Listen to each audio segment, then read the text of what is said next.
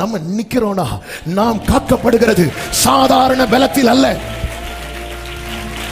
ஆமே.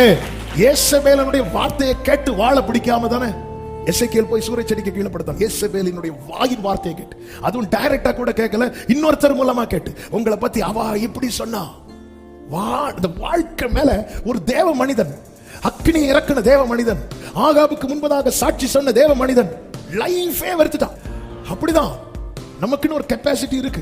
எங்க நான் பிளஸ் 2 படிக்கும் போது இந்த குடும்பத்துல நீ பிறந்து வேஸ்ட்ங்கிற ஒரு வேர்டு என்னால தாங்க முடியாம அன்று இரவு வந்திருந்த ஆண்டவர்ட்ட அழுது, என்ன ஆண்டவர் அப்ப ஃபர்ஸ்ட் ஸ்டாண்டர்ட் படிக்கும் போது என்ன எழுப்பி விட்டீங்க, அப்பவே நான் செத்திருந்தா இப்படி ஒரு வார்த்தையை நான் கேட்க வேண்டி வந்திருக்காதே ஆண்டவர்.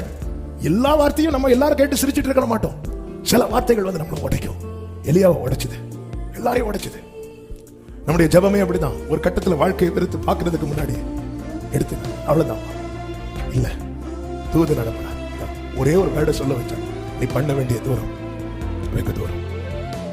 அவ்வளவுதான். ஆமே. நீ தேவ பலத்துல காக்கப்பட்டிருக்க.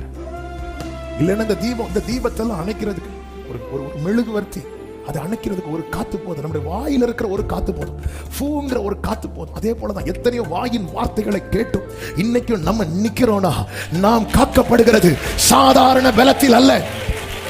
ஹல்லேலூயா. இன்னைக்கு கர்த்தர் சொல்லுகிற ரேமா இதுதான், உன்னை நான் நிக்க வச்சிருக்கிறேன்.